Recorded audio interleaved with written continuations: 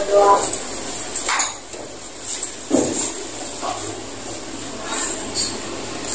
Tuhan, terima kasih untuk kesempatan hari ini Tuhan, bahwa kami boleh memulai ibadah kami MC perdana kami di tahun ini Tuhan. Kami mengucap syukur Bapa untuk setiap perkenanan-Mu, untuk setiap kemurahan-Mu dalam kehidupan kami. Berarti Tuhan ibadah kami ini dari awal pertemuan di akhirnya Tuhan, dalam setiap apa yang kami lakukan hari ini, ibadah kami menyukakan hati-Mu. Terima kasih Bapa, urapi setiap kami yang melayani. Terima kasih Tuhan untuk hari ini, dan kami siap memulai ibadah kami di dalam nama Tuhan Yesus Kristus. Haleluya. Amin.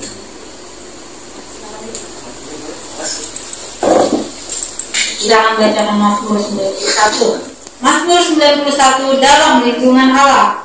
Orang yang duduk dalam lindungan yang maha tinggi dan bermalam dalam naungan yang maha kuasa akan berkata kepada Tuhan, tempat perlindunganku dan kubu pertahananku, Allahku yang kupercayai. Sungguh, Dialah yang akan melepaskan engkau dari jerat penangkap burung, dari penyakit sampar yang busuk. Dengan kekaknya Ia akan menduduki engkau, di bawah sayapnya engkau akan berlindung. Kesetiaannya ialah perisai dan pagar tembok. Engkau tak usah takut terhadap kedahsyatan malam, terhadap panah yang terbang di waktu siang, terhadap penyakit sampar yang berjalan di dalam gelap, terhadap penyakit menular yang mengamuk di waktu petang. Walau 1.000 orang rebah di sisimu dan 10.000 di sebelah kananmu, tetapi itu tidak akan menimpamu. Engkau hanya menontonnya dengan matamu sendiri dan melihat pembalasan terhadap orang-orang fasik.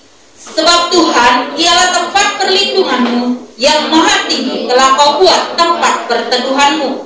Malapetaka tidak akan menimpa kamu, dan tulah tidak akan mendekat kepada kemahmu. Sebab malaikat-malaikatnya akan diperintahkannya kepadamu untuk menjaga engkau di segala jalanmu. Mereka akan menatang engkau di atas tangannya, supaya kakimu jangan teratup kepada batu. Singa dan ular tedung akan kau langkahi. Engkau akan menginjak anak singa dan ular naga. Sungguh, hatinya melekat kepadaku, maka aku akan meluputkannya. Aku akan membentenginya, sebab ia mengenal namaku. Bila ia berseru kepadaku, aku akan menjawab. Aku akan menyertai dia dalam kesesakan. Aku akan meluputkannya dan memuliakannya. Dengan panjang umur akan kukenyangkan dia, dan akan kuperlihatkan kepadanya keselamatan daripadaku. Amin. Apa yang dimaksud dengan Pentakosta ketiga? Pentakosta ketiga adalah pencurahan Roh Kudus yang dahsyat di zaman ini, melebihi yang terjadi di Azusa Street. 2. Pentakosta ketiga akan mengakibatkan penuaian jiwa yang terbesar dan yang terakhir sebelum Tuhan Yesus datang kembali. 3.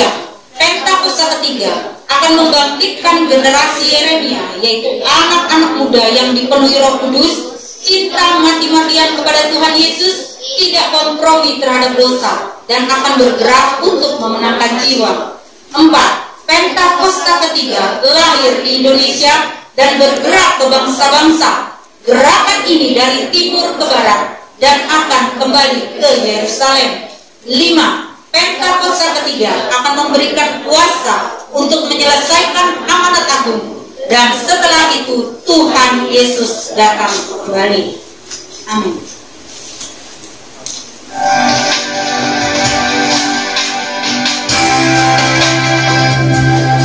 Shalom teman-teman. Shalom teman-teman. Apa kabar hari ini? Luar biasa. Kita siap untuk memuji Tuhan. Mari kita siapkan hati kita. Kita menangkan kesiapan kita. Kita katakan Tuhan hadir di sini.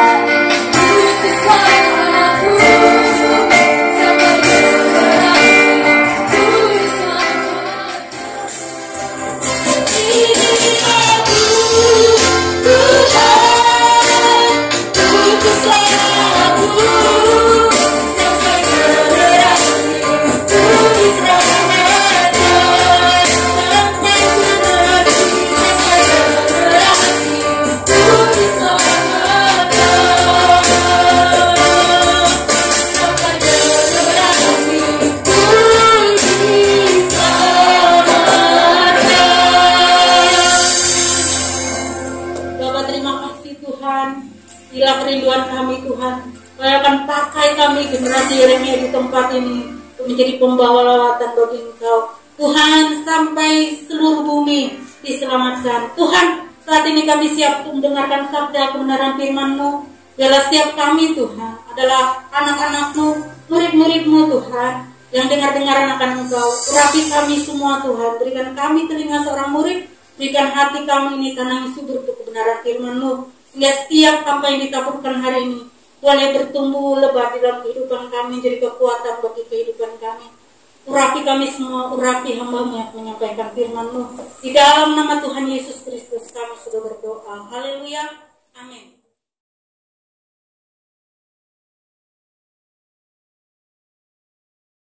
Shalom semuanya.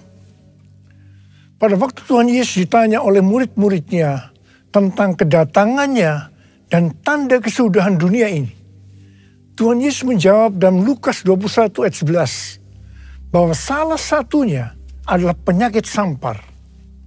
Sampar dapat diartikan sebagai pandemi.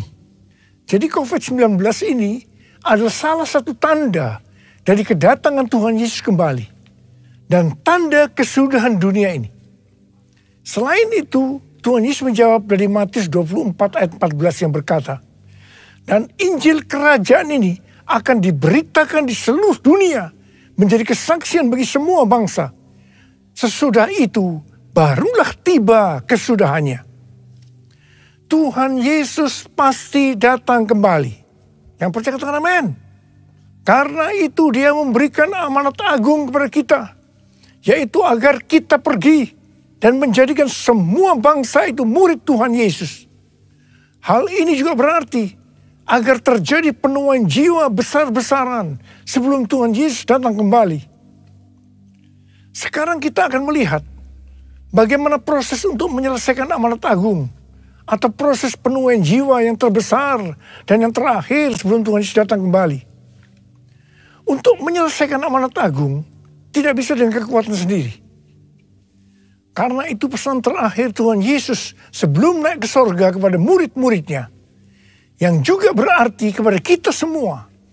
Dalam Kisah Para Rasul 1:8, tetapi kamu akan menerima kuasa kalau Roh Kudus turun ke atas kamu, dan kamu akan menjadi saksiku di Yerusalem dan di seluruh Yudea dan Samaria dan sampai ke ujung bumi. Jadi untuk menyelesaikan amanat agung, kita harus menerima kuasa dari Roh Kudus yang turun ke atas kita.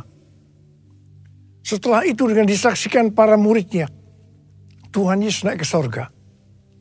Setelah Tuhan Yesus naik ke sorga, 120 murid Tuhan Yesus berkumpul di kamar loteng Yerusalem. Mereka melakukan ini karena Tuhan Yesus memerintahkan agar mereka tidak meninggalkan kota Yerusalem sebelum diperlengkapi dengan kekuasaan dari tempat tinggi. Tuhan Yesus berkata, sebab Yohanes membaptis dengan air, tetapi tidak lama lagi kamu akan dibaptis dengan Roh Kudus. Apa yang dilakukan 120 murid di kamar loteng? Alkitab berkata bahwa mereka semua bertekun dengan sehati dalam doa bersama-sama.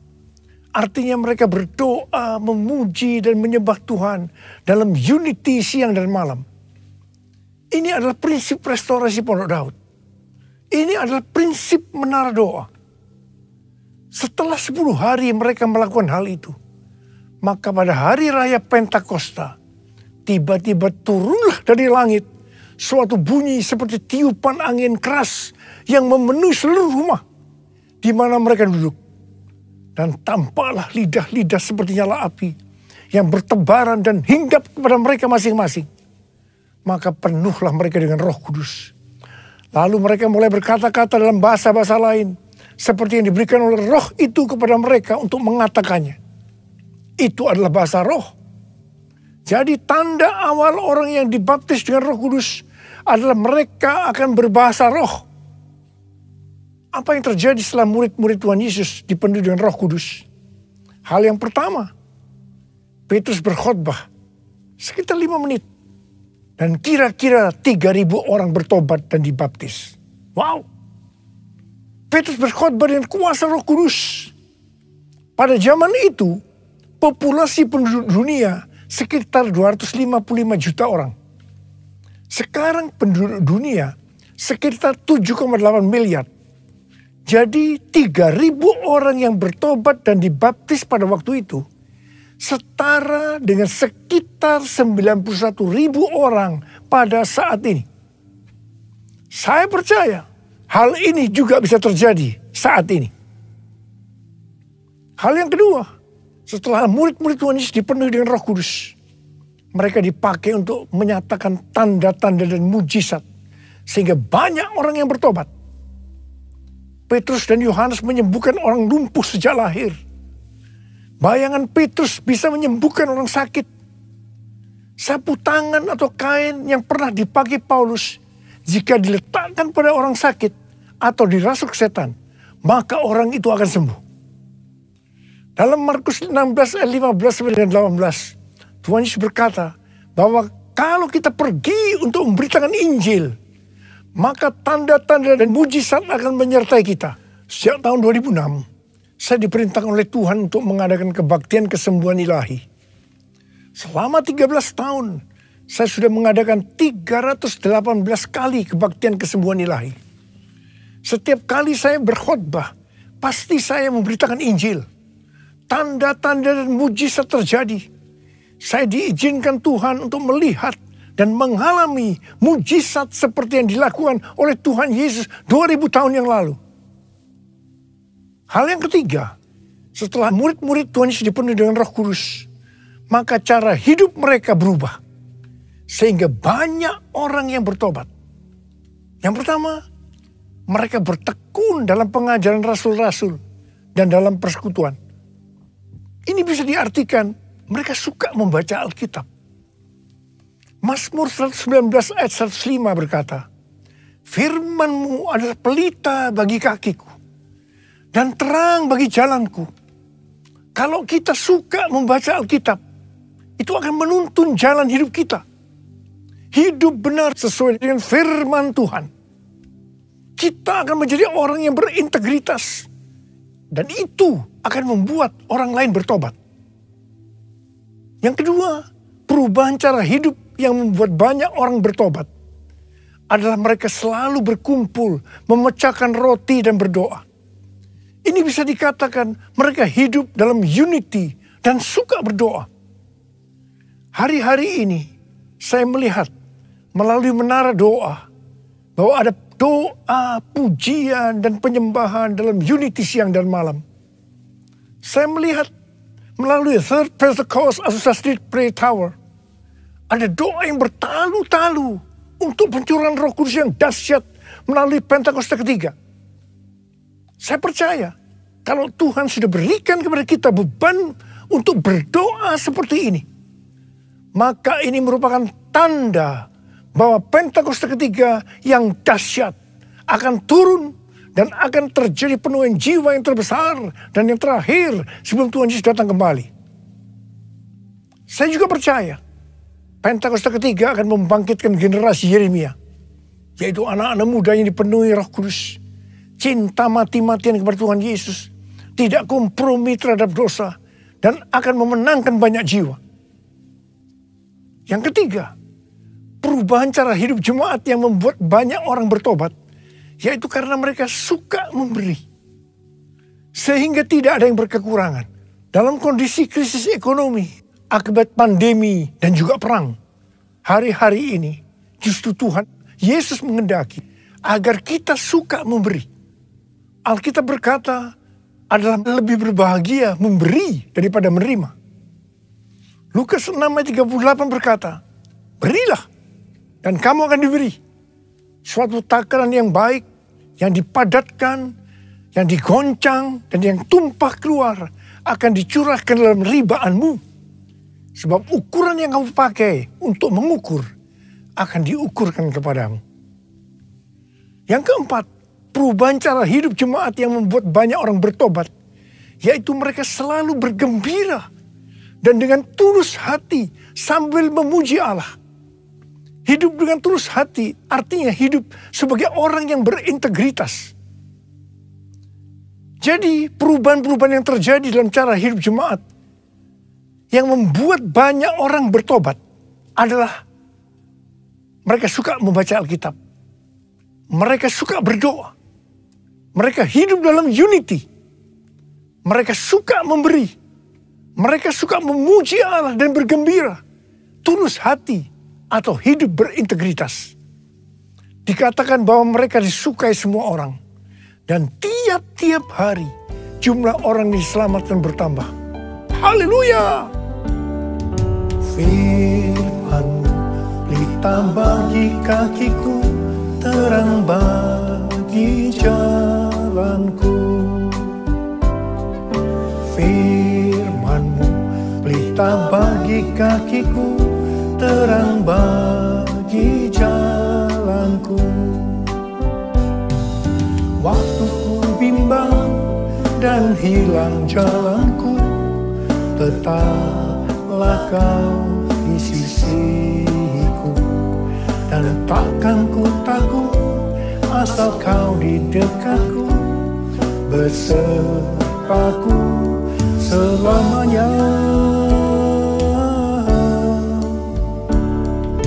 Firman pelita bagi kakiku, terang bagi jalanku. Terang bagi jalanku. Terang bagi jalanku.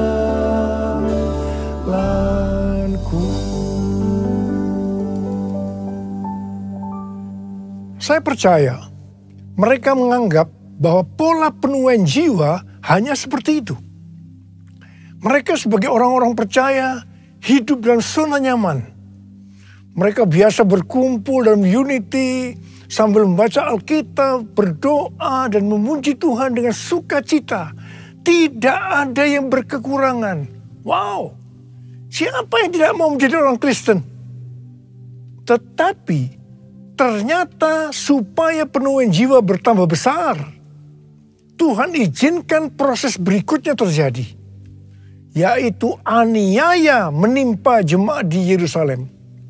Selain rasul-rasul, maka mereka harus lari meninggalkan Yerusalem.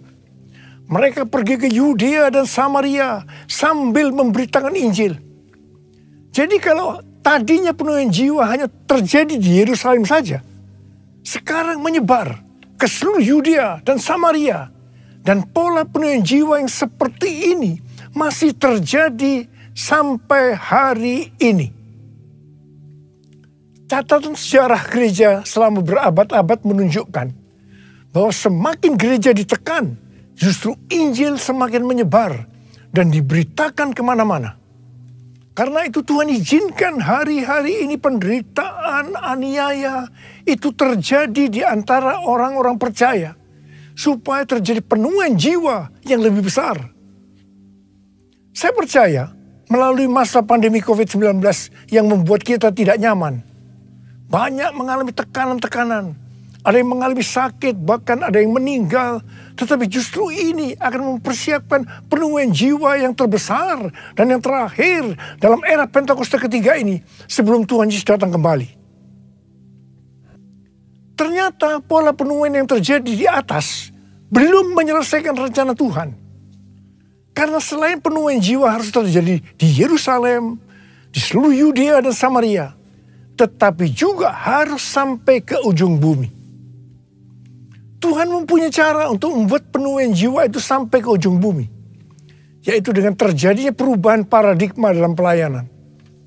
Selama ini pengertian tentang keselamatan hanya untuk orang-orang Yahudi saja. Tetapi melalui peristiwa Kornelius, di mana Petrus diutus oleh Tuhan untuk mendatangi Kornelius yang bukan orang Yahudi, untuk memberitakan jalan keselamatan. Akhirnya mereka mengerti bahwa ternyata keselamatan bukan hanya untuk orang-orang Yahudi saja, tetapi untuk semua bangsa. Dan ini mengakibatkan terjadinya penuaian jiwa besar-besaran. Haleluya!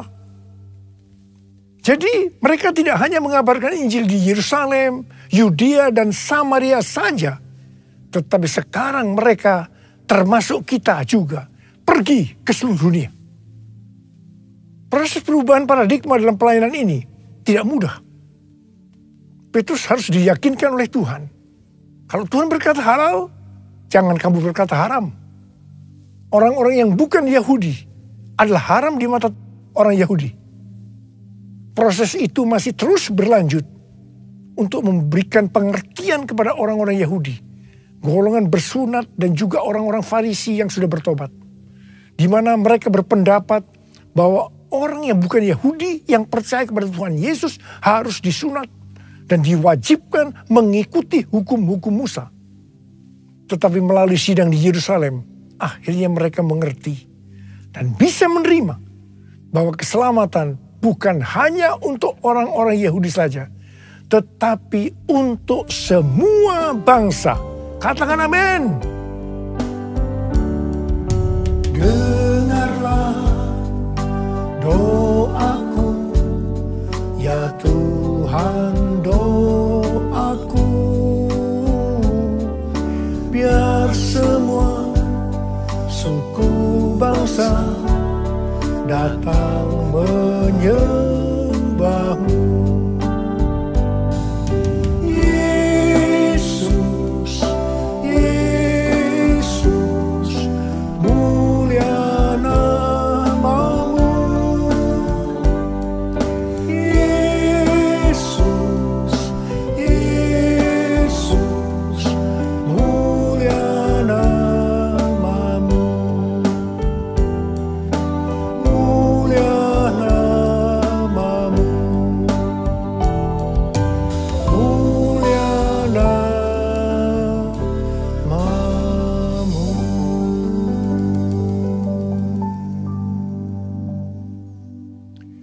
Tema untuk tahun 2022 adalah tahun paradigma yang baru.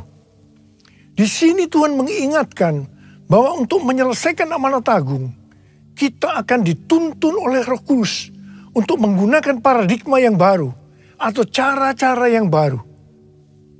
Pada awal pelayanan saya termasuk salah seorang yang dipakai oleh Tuhan untuk melakukan paradigma yang baru dalam pelayanan untuk menyelesaikan amanat agung. Sebagai contoh, dalam hal membuka gereja baru, dalam hal cara ibadah dengan doa, pujian, dan penyembahan, dalam hal tempat ibadah yang dilakukan bukan di gedung gereja, dan lain-lainnya. Semua itu selalu diawali dengan pro dan kontra. Sama dengan yang terjadi pada waktu zaman Kisah Para Rasul tadi. Pada tahun 2009, Tuhan berbicara kepada saya bahwa Tuhan akan mencurahkan Roh Kudus. Sehingga akan terjadi pencurahan Roh Kudus yang dahsyat. Pada saat Roh Kudus dicurahkan akan terjadi peristiwa seperti yang terdapat dalam Yoel 2 ayat 28 sampai 32. Di sini disebutkan bahwa pada saat Roh Kudus dicurahkan akan terjadi 3 tanda. Tanda pertama sesuai dengan Yoel 2 ayat 28 dan 29. Bahwa anak-anak, pemuda, dan orang tua akan dipakai oleh Tuhan secara luar biasa. Amin. Tanda yang kedua, sesuai dengan Yoel 2 ayat 30. Maka akan terjadi mujizat yang luar biasa. Tanda ketiga sesuai dengan Yoel 2 ayat 31. Maka akan terjadi goncangan-goncangan yang dahsyat. Dengan adanya 3 tanda ini, maka Yoel 2 ayat 32 akan digenapi. Akan banyak orang yang berseru kepada nama Tuhan. Dan mereka yang berseru kepada nama Tuhan akan diselamatkan. Ini berarti akan terjadi penuaian jiwa yang besar. Sejak tahun 2009, hampir di setiap khotbah, saya selalu mengingatkan tentang goncangan-goncangan ini. Dan ini terjadi hampir sekitar 10 tahun. Siapa mengira bahwa yang disebut dengan goncangan ini adalah pandemi COVID-19. Di mana di Indonesia dimulai tanggal 2 Maret tahun 2020. Kita melihat selama ini bahwa dengan adanya pandemi COVID-19 ini telah terjadi perubahan paradigma dalam pelayanan. Pelayanan secara online terbukti merupakan alat untuk mempercepat penyelesaian amanat agung. Yaitu dengan semakin cepat dan banyaknya orang yang mendengar dan mengenal Injil Kerajaan Allah. Hari-hari ini kita sedang memasuki masa penuaian jiwa yang terbesar dan yang terakhir sebelum Tuhan Yesus datang kembali. pencurahan Roh Kudus yang dahsyat dari Pentakosta ketiga sedang terjadi. Hal ini seperti yang saya katakan pada waktu hari ulang tahun World Prayer Assembly atau WPA ke-10 di SICC lantai 11 pada tanggal 17 sampai dengan 19 Mei 2022 yang lalu. Tuhan berkata bahwa hari ulang tahun WPA yang ke-10 ini merupakan gong dimulainya pencurahan Roh Kudus yang dahsyat dari Pentakosta ketiga. Dan hal ini dikonfirmasikan juga oleh hamba-hamba Tuhan lainnya. Hari-hari ini ada 3 hal yang harus kita lakukan. Hal yang pertama, kita harus terus memperkatakan perkataan Tuhan Yesus dalam Markus 4 ayat 29 yang Tuhan berikan kepada saya pada waktu saya berulang tahun, yaitu bahwa musim menuai sudah tiba. Sebab musim menuai sudah tiba. Hal yang kedua, kita harus lebih banyak berdoa, memuji dan menyembah Tuhan dalam unity siang dan malam. Hal ini bisa diartikan juga bahwa kita harus banyak masuk dalam menara doa. Hal yang ketiga, kita harus mempersiapkan pelayanan-pelayanan untuk menyelesaikan amanat agung. Maranatha, Tuhan Yesus memberkati kita semua. Saya mau berdoa buat saudara. Ada berapa banyak di antara saudara yang mau dipakai sebagai alat Tuhan untuk menyelesaikan amanat agung Tuhan Yesus? Saudara boleh angkat tangan. Mari kita nyanyikan ini bersama-sama. All my life you have been faithful. All my life you have been so good. With every breath that I am able, I will sing of the goodness of God. All my life you have been faithful. All my life you have been so good. With every breath that I am able, I will sing of the goodness of God. I will sing of the goodness of God. I will sing of the goodness of God. Mari kita berbahasa roh. Sembah Tuhan Yesus, sembah Tuhan Yesus. Berbahasa roh, berbahasa roh.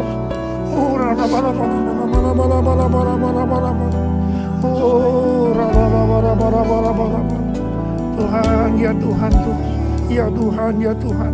Curahkan pengurapan-Mu buat kami semua Tuhan. Anak-anak-Mu sudah mengangkat tangan.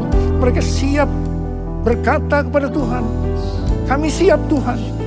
Kami siap dipakai oleh Tuhan. Menjadi alat untuk menyelesaikan amanat agung Tuhan Yesus. Terima pengurapan Tuhan saja. Terima, terima, terima, terima, terima, terima, terima, terima, terima, terima. Dalam nama Yesus. Amin. Sedang saudara berjalan kudus.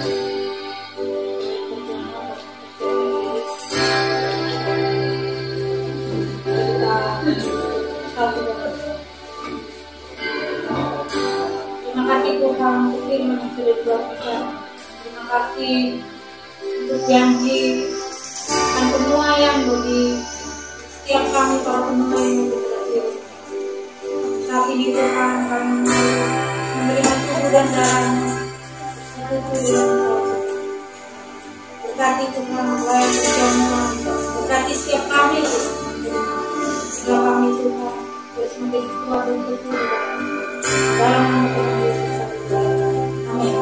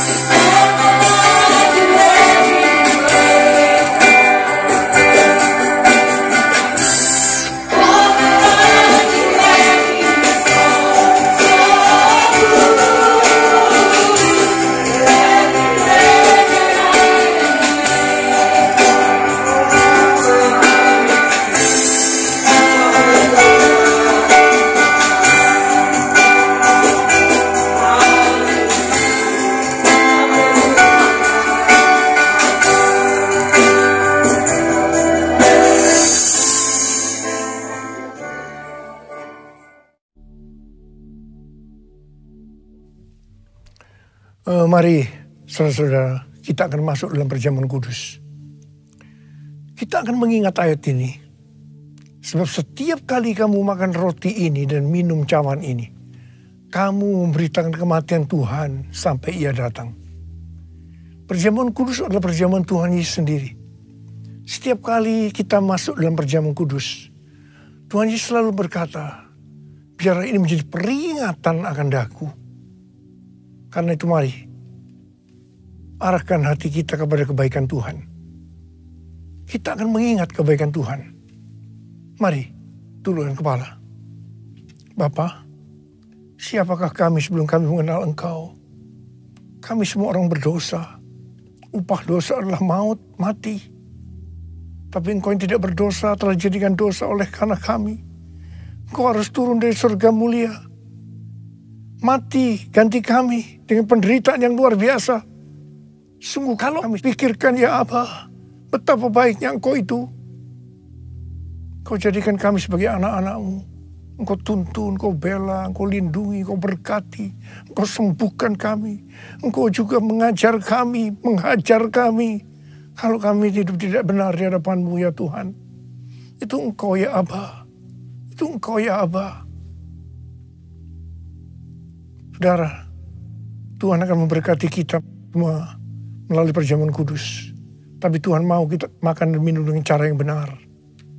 Karena itu masing-masing sekarang introspeksi. Lihat keadaan diri masing-masing. Jangan menyimpan dosa. Kalau ada dosa yang Tuhan ingatkan, kita langsung minta ampun. Minta ampun kepada Tuhan. Minta ampun. Ampuni saya Tuhan. Ampuni saya Tuhan. Ampuni saya Tuhan. Kau lihat anak-anak-Mu Tuhan yang sedang minta ampun kepadamu. Bapa, ampuni kami. Ampuni. Layakkan kami untuk masuk dalam perjamuan kudus. Berkati kami. Berkati anak-anak-Mu Tuhan. Makasih. Kami akan masuk dalam perjamuan kudus dengan hati yang penuh ucapan syukur. Dalam nama Yesus kami berdoa. Amin. Mari. Sekarang angkat roti di tangan kanan kita tinggi-tinggi. Sebab apa yang telah kuteruskan kepadamu telah aku terima dari Tuhan. Yaitu bahwa Tuhan Yesus pada malam waktu Ia diserahkan mengambil roti. Dan sesudah itu Ia mengucap syukur atasnya. Ia memecah-mecahkannya dan berkata, inilah tubuhku yang diserahkan bagi kamu. Perbuatlah ini menjadi peringatan akan aku. Saudara kasih Tuhan, bukankah roti yang kita pecah-pecahkan ini adalah persekutuan kita dengan tubuh Kristus? Mari kita makan dalam nama Yesus.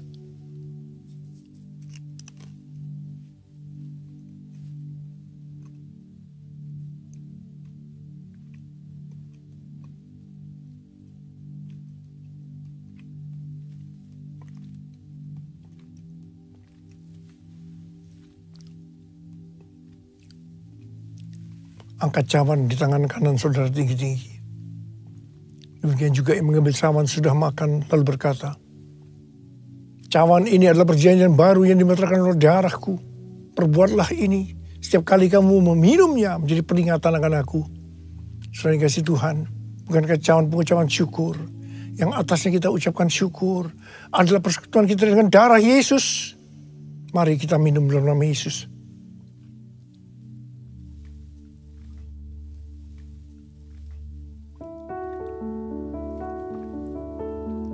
Mari ucapan syukur dan terima kasih dengan suara, jangan diam.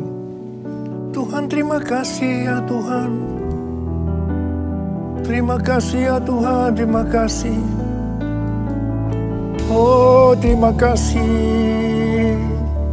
Engkau baik Tuhan. Engkau baik Tuhan. Engkau baik. Engkau baik ya Tuhan, Engkau baik. Kau lihat anak-anak-Mu. Mereka yang membutuhkan kesembuhan Tuhan. Mereka membutuhkan mujizat Tuhan. Ya Tuhan, Kau melihat tangan-tangan mereka yang terangkat. Siapa yang membutuhkan kesembuhan? Siapa yang membutuhkan mujizat Tuhan? Angkat tangan saudara. Terima kesembuhan, terima mujizat Tuhan, terima. Bapa, terima kasih Bapa, terima kasih Bapa, terima kasih Bapa, terima kasih. Oh Tuhan, Kau baik. Engkau baik dalam hidup kami. Engkau selalu baik buat hamba-Mu. Engkau selalu baik buat kami semua. Terima kasih, Abba. Terima kasih. All my life you have been faithful. All my life you have been so good. With every breath that I am able, I will sing of the goodness of God. All my life you have been faithful. All my life you have been so good. With every breath that I am able, oh, I will sing of the goodness of God. I will sing of the goodness of God. I will sing of the goodness of God.